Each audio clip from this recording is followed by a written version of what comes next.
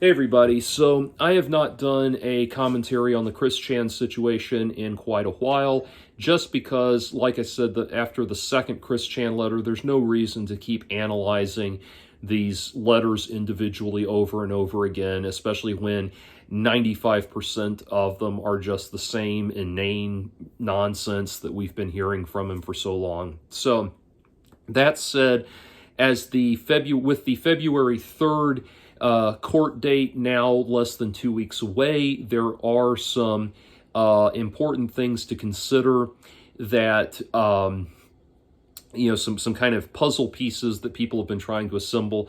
And I want to offer my own perspective on them and hopefully produce some clarity. So the first concern that a lot of people have is the idea that Chris might end up on the street, that he's either not allowed to return to Branchland or can't because it's been vacated and taken by the bank.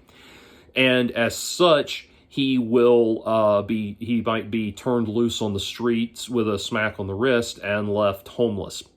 So that is highly unlikely. A friend of mine who has followed the Chris Chan situation even longer and more closely than I have actually spoke to an attorney.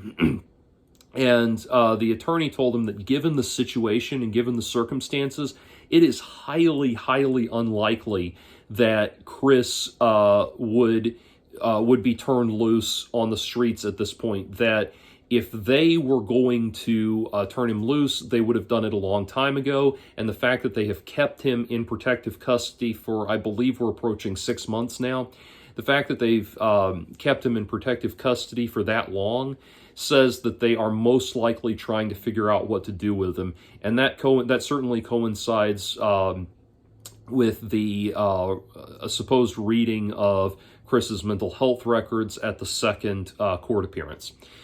So it is highly unlikely that Chris will just be turned loose. It is more likely that they're trying to figure out a permanent situation for him because they're looking at his record and they finally realized that his antics are not just self-destructive, but they harm other people as well, and that there's no way that this is going to stop, and he has got to be, he's finally screwed up to the point that the authorities are getting involved. So they are trying to figure out what to do with him. However, people have been speculating, well, what if Chris ends up homeless? And I'll tell you, the idea of Chris being left homeless and with no place to go, that is probably the least of his concerns, really.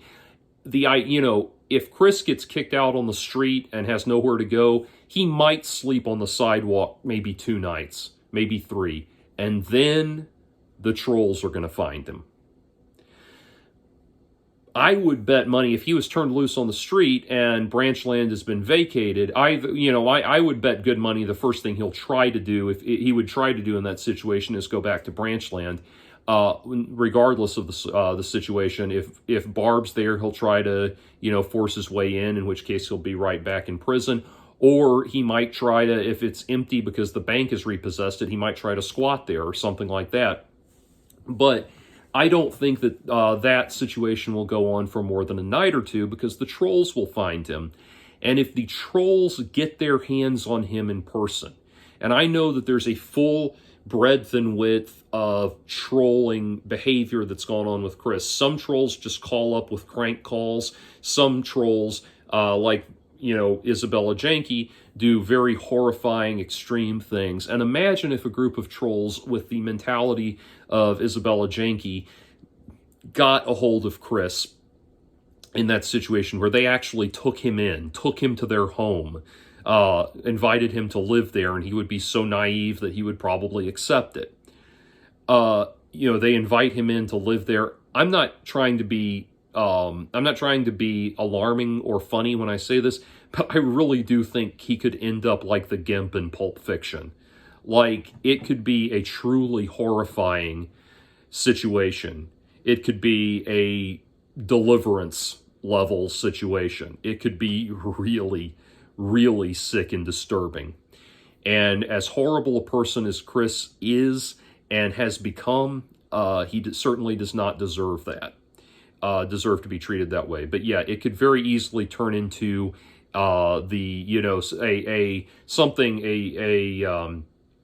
a torture show so horrifying it would put Russ McCamey to shame.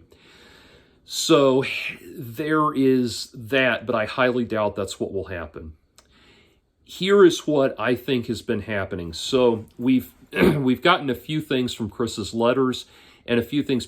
I don't approve of doing this, by the way, but we have the information, so we might as well use it.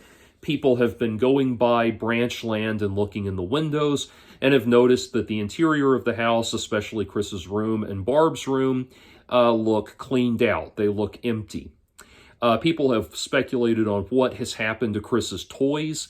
I would think most likely they've just been put in, people have talked about the ownership. If the parents have paid for most of those toys, or probably paid for most of those toys, that being the case, they own them and can just chuck them. For the ones they can't chuck, they may just have, they probably have just put it in storage.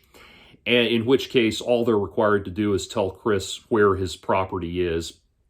So that's probably, or they may be paying for the property, the storage of his property. I don't know, but in any event, it's certainly reasonable that they cleared out the house. And so we have that piece of information. The house is cleared out, especially Chris's room, which indicates there is no anticipation of Chris ever coming back. Okay. So the next piece of information we have is that Chris has been informed by somebody that the mortgage on the house is $200,000, and he now thinks he needs to raise that amount of money to save Branchland, to save the Sonichu Temple and all of that, and that he needs that money. He's someone, what that probably means is someone has told him that the bank is going to take the house for the mortgage, or they're selling the house to pay off the mortgage, or something like that. So he thinks that he needs to, pay or come up with $200,000 to keep Branchland. That's what he thinks. That's why he's asking the fans to cough up that amount of money, which of course will never happen. But, but anyway, so that's what he's been told. More than likely, somebody's told him what's going to happen, and he's trying to think of a way to stop it or subvert it. But anyway, we have that piece of information. Then we have the fact that Barb is no longer taking Chris's phone calls, that nobody has answered when he's called the last few times. So it's difficult to know. He may be leaving out certain crucial pieces of information, like whether or not he's calling Barb on a landline or he's calling her on a cell phone or something like that. I feel like people like the Chandlers probably keep a landline, just because they're so old and out of touch, basically. But Barb could have a cell phone. We don't know. Either way, he's not getting an answer. Now, what's interesting is if the number were just disconnected, or shut down, he might get the screeching sound, or he might get the number you have reached is not in service at this time. But instead, he's under the impression that she is not answering, which the next question would be, well, is it ringing and not getting an answer, or is it going straight to voicemail? And if it's ringing and not getting an answer, then somebody is ignoring it. If it's going straight to voicemail, then he's probably blocked. But either way, I think what has happened is Barb at this point is probably in the care of the Chandler extended family. And so the Chandler extended family has removed Barb from Branchland and taken her out of contact with Chris. And what I think has happened, as sad as it is, and as probably distressing as it is and confusing as it is for Chris, it's probably the best thing. But probably what has happened is the Chandler family has decided to ghost Chris.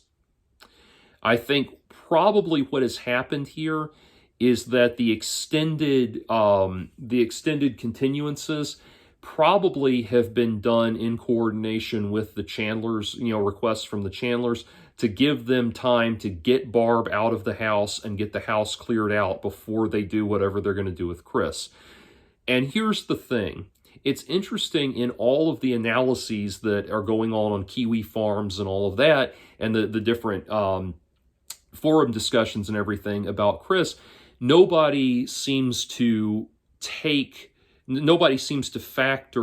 the attention from trolls and all of that. Nobody seems to be factoring that into consideration about the decisions that the extended Chandler family is probably making. They probably are ghosting Chris because they realize that anything that is said to Chris ends up on the internet. That he is either, if he has direct access to the internet, or like with these current letters, whatever is told to him, he will put it on the internet instantly. He has no control mechanism to stop himself. And knowing that, they've probably decided that the only way they can get Barb to some kind of a quiet, peaceful existence away from all of this is to ghost Chris completely, so he has no idea where she is, no idea who she's, no idea where she is, no idea how to get a hold of her or anything like that, so that the information does not get to Chris and he does not blab it to trolls on the internet. So that's probably what's going on. And that is why that is why whatever becomes of Chris, it has got to be a situation where he is unable to it's got to be a situation where he is unable to have contact with the internet, or really to receive mail, or to send out letters or anything like that. He's got to be completely cut off from the world. And I know that sounds drastic, and I know that sounds potentially inhumane, but that really is the situation. He has got, just like they are probably cutting Barb off from everything so that she can finally spend her final days in peace, so Chris has got to be cut off completely from the internet and completely from the trolls, and with no access to, so that they can finally just clamp down on this very unfortunate public persona that he has and put an end to it. Finally put an end to it after all of this time. And wherever he is put, in whatever mental health facility they put him in, or whatever, whatever home for the criminally insane, or whatever they come up with for him, wherever they put him, they've got to cut him off from the world so that this can finally come to an end. That's the only way this works, is if he is completely shut down in that regard. Then maybe 10 years from, once it's completely, everything's over and done with for Chris, maybe 10 years or so from now, people will finally look back on Chris Chan and say, remember when? But I really do think that's the only way this comes to an end. So anyway, I will say, I don't want to go into it too much, but I do have a larger project that I want to do about Chris, and a larger commentary that I want to do that I'm kind of outlining right now. And if I do this, this will not be anything on the level of the scope or depth of the Geno Samuel documentary, but it will be a more significant commentary that I want to do with some more significant ideas of mine and different perspectives that I want to try to offer. And the main thing just being like trying to offer different perspectives. It's mainly going to be that. I'm sorry to be so vague, but that's something I'm working on right now that I've been outlining, and I'd like to explore this from some different angles that hopefully aren't being considered. Anyway, so that's cool. Thank you for your time, and I hope this all somehow works out for the best.